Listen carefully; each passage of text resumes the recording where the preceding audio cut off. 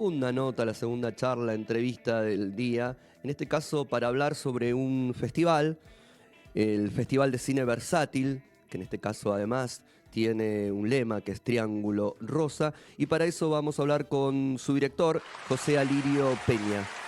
José Javier Lucy, acá desde el piso de Cinefilia te saluda. A ver, espera que debes estar muteado, no te... Ahora Ahora sí, sí, hola, ¿cómo ahora sí. estás? ¿Cómo va? Todo muy bien acá ya en las instalaciones del Centro Cultural Recoleta. Exactamente, porque el festival, la decimotercera edición del Cine Versátil, empezó en el día de ayer ahí en el Recoleta. Ya tuvieron una primera pasada, proyecciones, y ahora están a punto, ¿no? A las 19 de empezar este segundo día. Sí, así es. El día de ayer hicimos una primera función con 7 cortometrajes. Allí exhibimos parte de la sección no competitiva dedicada al Triángulo Rosa y la otra sección competitiva que denominamos Otros Triángulos Rosas.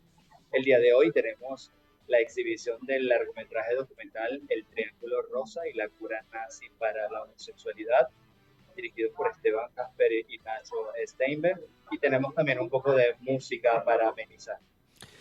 ¿Por qué Triángulo Rosa es como la temática, digamos, de esta decimotercera edición? Esta decimotercera edición, quisimos poner el foco en el Triángulo Rosa y siempre hago la aclaratoria de que es ese símbolo infame que estigmatizó a los hombres homosexuales durante el régimen nazi. Era un triángulo rosa invertido que se cosió en las vestimentas en los campos de concentración como indicativo de pertenecer al estrato más bajo de la sociedad, como la escoria. Y aplicando un poco el principio de memoria activa, recordar eh, qué podemos hacer ante esas situaciones de hostilidades y persecución, porque ampliamos las miradas también hacia otros triángulos rosa, que son justamente esas persecuciones hacia personas LGBTI más en dictaduras y otros regímenes totalitarios. Así que bueno, la importancia es vigente, no es solo la historia por la historia, es seguir viendo la historia, recordando, haciendo memoria activa, teniendo muy presente memorias y verdades y también preguntándonos qué hacer con esas memorias y verdades y qué hacer con el material audiovisual que nos presenta estos triángulos rosas. Y lógicamente tiene que ver con un proceso de interpelación, reflexión y discusión para seguir contribuyendo en la erosión de la discriminación y el LGBT. Es interesante pensar en cuánto puede hacer en todo caso, sí, la cultura, lo cultural, digo, ¿no? En este caso, el cine para mostrar determinadas cuestiones que lamentablemente siguen vigentes, digo, hacer historia, construir un hilo que una determinadas cuestiones que ocurrieron, que para los que no nacieron nuevas generaciones por ahí no lo tienen tan claro, y pensar también en este presente que estamos atravesando de alguna manera. Digo, justamente hoy además son los 10 años de la aprobación de la ley del matrimonio igualitario acá en el país, pero además también en el mundo está atravesando una derechización donde en general las minorías siempre saben que se padecen, que los derechos adquiridos hay que pelearlos todos los días. Parece que desde ese lugar mostrar, construir, seguir sosteniendo este tipo de festivales tiene amplia vigencia y tiene su razón de ser, ¿no? Sí, por supuesto. En primer lugar, creo que posiciones de extremas derechas nos sorprende como un boomerang cuando pensábamos que de repente ya se habían extinguido, vuelven de repente en la figura de una banca dentro de un congreso de un país o en la posibilidad de una ley, pero al mismo tiempo no dejo de señalar también que, por ejemplo, en América Latina hay izquierdas bastante conservadoras que no han permitido el alcance de ninguna ley igualitaria, que es el caso de mi país, Venezuela. Mm. Eh, Otros países que tienen izquierdas también conservadoras han empezado tímidamente a aprobar algunas leyes. Nunca se pierde la esperanza. Tengo un gran respeto hacia todas las personas que en este momento están haciendo activismo por la diversidad sexual y de género. Y en torno al matrimonio igualitario, sí, que bien que estemos hoy de celebración.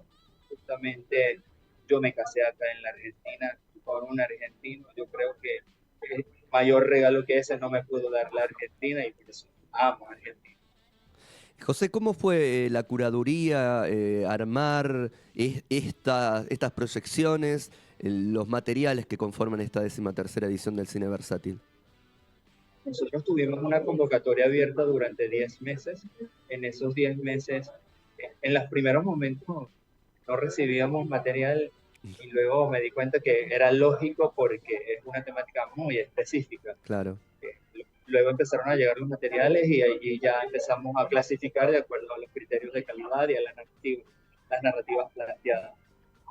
Nosotros tomamos en cuenta para la selección de esta curaduría que no hubiera tergiversación del momento histórico. Si bien los géneros animación, ficción, permiten una capacidad creadora y a veces se pueden dar ciertas licencias cinematográficas, para nosotros era importante que no se tergiversar ese momento del holocausto, de los hombres en triángulos rosas para que se comprendieran.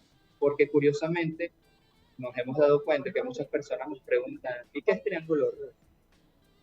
Todos nos prenden. Y sobre todo las nuevas generaciones, no, Claro. muchos no, y muchos y muchas no saben qué es el triángulo rosa. Y no tienen tampoco por qué saberlo Ujú. si no se lo han dado en sus instituciones educativas o si no lo han compartido en las instituciones familiares. Pero me parece importante que lo sepan, me parece importante hacerlo saber y que todos tengan la información, porque recuerdo lo que dicen los hijos, hijas, nietos y nietas de los sobrevivientes del holocausto, que aunque ellos no estuvieron allí y no lo vivieron, es importante narrarlo, contarlo, para tenerlo presente y que no se vuelva a repetir, porque todo aquello que se olvida corre el riesgo de repetirse.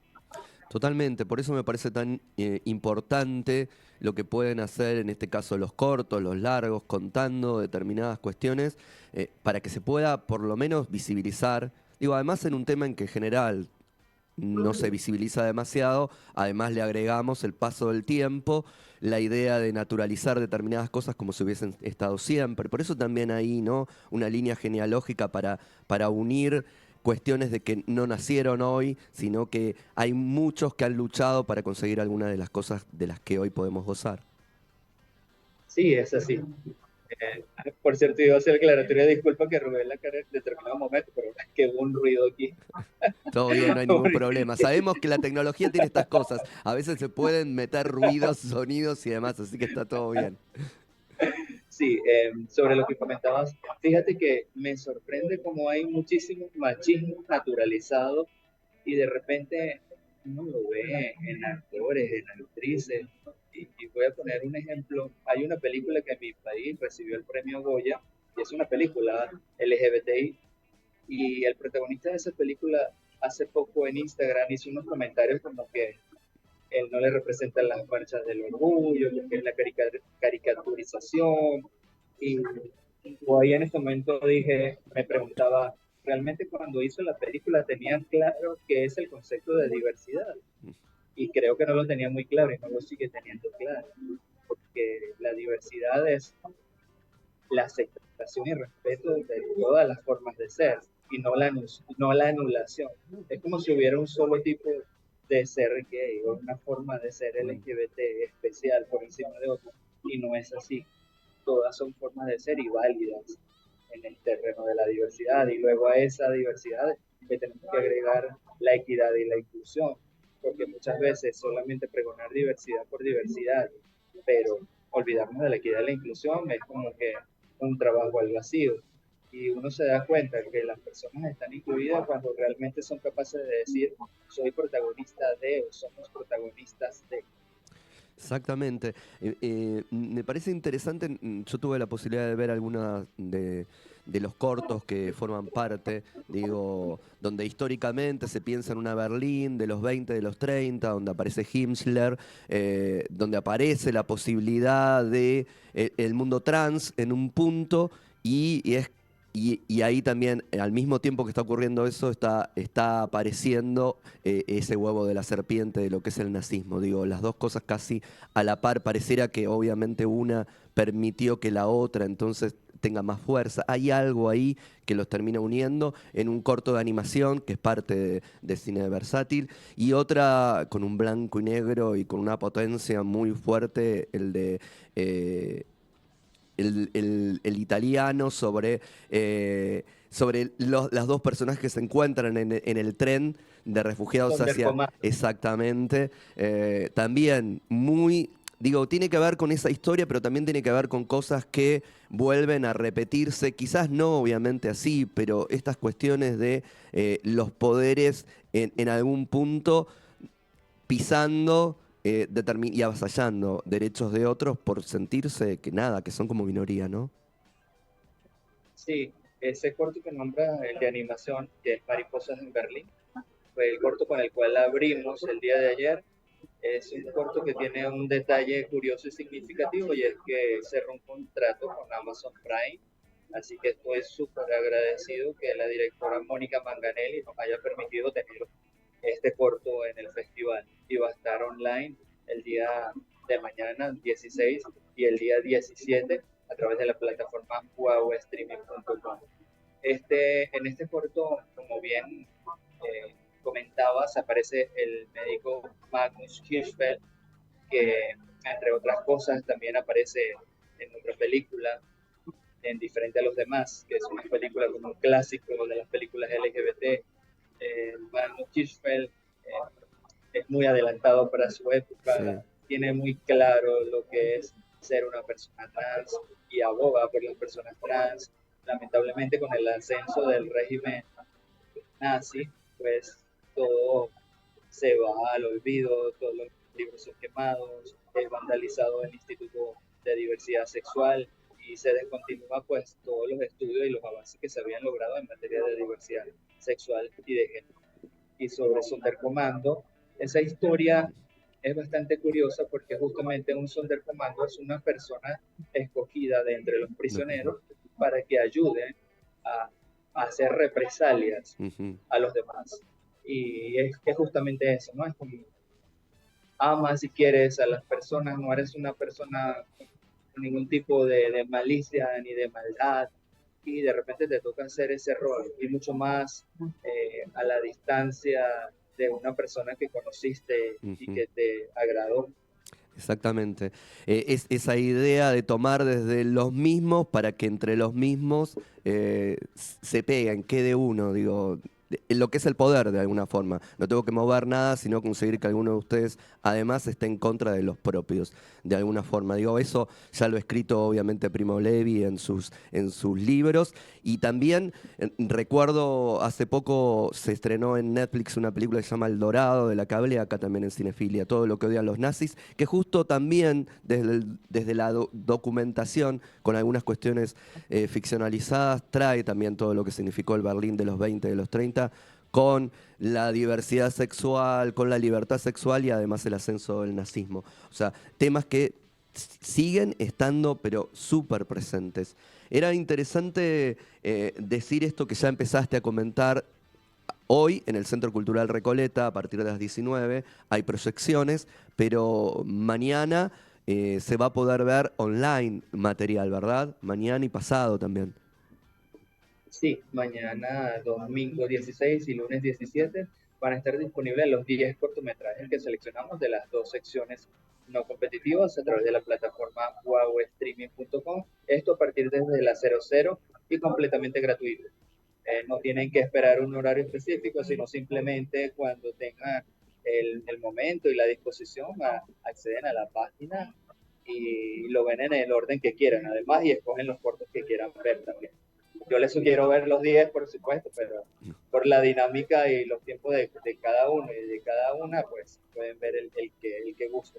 Igual si les tengo que recomendar, porque yo como curador igual no soy de los que sufro, si tengo que recomendar, yo doy mis recomendaciones, Ah, porque eso es un ejercicio, no, para mí no comprometedor, sino que aflora un poco cuáles son esos momentos textuales y contextuales que cruzaron la curaduría. Entonces, bueno, en este sentido, yo puedo recomendarles Mariposas en Berlín, ujú. no dejen de verla, Sonderkommando, hay un documental, Los Muchos Triángulos Rosa, que es sobre persecuciones de personas LGBTQ en dictaduras en Argentina, Sí, Chile, Uruguay y España. Y hay un corto muy breve, pero muy potente documental que se llama Amar en el Mar, que es sobre hombres homosexuales que durante el fascismo, si bien no existía una ley que criminalizara a los homosexuales, como si lo había en el Código Penal alemán a través del parágrafo 175, pero igualmente en Italia lo que hacían era deportar a los hombres homosexuales a una isla. Era como una medida de higiene, era lo que hacían, y era la palabra que usaban, higienización. Entonces, bueno, esos cortos los puedo recomendar. Por supuesto que sigo recomendando el largometraje documental El Triángulo Rosa y la cura nazi para la homosexualidad, pero ese sí no va a estar disponible en la la plataforma. plataforma Wow Streaming. Esperemos que próximamente pueda estar en esa plataforma. Pero bueno, siguen las conversaciones. Perfecto, bueno, pero ahí hay un montón de material. Y me das pie ahora que decís de lo del artículo 175. Pensar en el corto tiempo en el que las cosas empezaron a cambiar, digo, porque ese artículo del Código Penal alemán, que estuvo durante el nazismo, continuó después y recién se canceló y se dejó de tomar como parte del Código Penal en el 96. De hecho, en este tiempo se está tratando de aprobar una ley en Alemania sobre no quiero equivocarme en las palabras, una ley de identidad de género que acá sí está aprobada y que allá todavía la siguen peleando porque no visualiza lo que tiene que ver con la salud, deja de lado determinadas cuestiones. Digo, todavía esto es ayer nomás, no es que las cosas cambiaron radicalmente porque la libertad y bla, bla, bla. Sí, es muy curioso lo que pasa lo que pasó con el parágrafo 175. Primero porque no fue una norma que la trajo Hitler, sino estaba antes de Antes. Hitler, antes del nazismo. Luego se agravó, se profundizó en 1935 y luego, para rematar, en 1936 se crea la Oficina Central del Reich contra la homosexualidad y el aborto para hacer efectiva la aplicación de este parágrafo 175. Se terminó eliminando en 1994. Hubo derogaciones parciales en la década del 60 en las dos Alemanias, pero definitivamente se derogó fue en 1994. Yo tengo que agregar que, eh, a mi parecer, siempre habrá memorias y verdades que incomodan a algunas personas.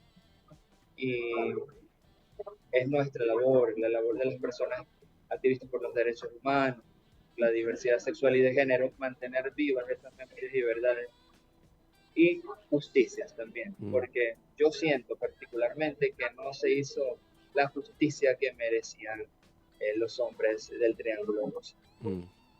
¿Qué pasó con el público en el día de ayer, José, al que asistió a las proyecciones, a las charlas, a la apertura oficial de esta 13ª edición del Cine Versátil?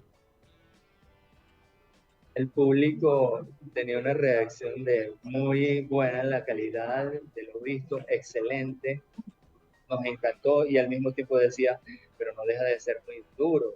Mm, Y yo le contestaba, y sí, es duro, es dramático, es intenso, pero sí. ocurrió y debemos estar alerta y atentos de que hay siempre una posibilidad de que pueda Sí, sí. repetirse, porque no me extraña, como dije hace rato, esos números en determinadas bancas, en determinados congresos, o sin ir tan lejos, por ejemplo, las terapias de reconversión Mm. son para mí como el modo actualizado de esa forma de querer buscar cura a la homosexualidad que tenía el médico Carl Peter Barner, que van a poder ver en el documental de hoy. Y las franjas etarias, digo, había jóvenes, había personas grandes, ¿cómo venía con eso? Estaba variadito, había Bien. personas, yo digo que lo que pasa es que si hago un promedio, voy a como alar las edades. Así que voy a hacer como un repaso de los grupos etarios. Habían personas de 20, de 30 y los que más tenía alrededor de los 80. Así Uf, que estaba bastante mixto. bien, bien. Los invitamos a todos a ir hoy en la segunda jornada de esta 13ª edición del Cine Versátil en el Centro Cultural Recoleta. Y para los que no puedan asistir en el día de hoy, tienen la posibilidad mañana y el lunes de ver este material muy interesante, también muy artístico, también eso hay que decirlo, digo, la forma en la que se encaran las diferentes maneras, digo, animaciones, ficciones, documentales y demás con material de archivo que forman parte de esta edición. En la plataforma, ¿me recordás cuál es la plataforma, José, por favor? Sí, wowstreaming.com, www.streaming.com. Perfecto, ahí van a poder ver a partir de mañana el material que forma parte de esta edición. José, muchas gracias por este tiempo acá con Cinefilia, mucha suerte para el día de hoy. Muchísimas gracias por la oportunidad de promocionar el festival y muchísimas gracias por tomar el tiempo de visionar los cortos. Eso para mí es súper importante cuando me hacen una entrevista. No, por favor, es lo que queremos hacer acá en Cinefilia, hablar de lo que vimos, de lo que leemos, de lo que vamos a ver al teatro. Así que un abrazo, José. Abrazo para vos. Vamos con nuestro segundo tema del día de hoy, que es Winter Wonderland de Bing Crosby, acerca de un aniversario, exactamente, 35 años del estreno de Arma Letal, y este tema fue integrante de su banda sonora. Sleigh bells ring,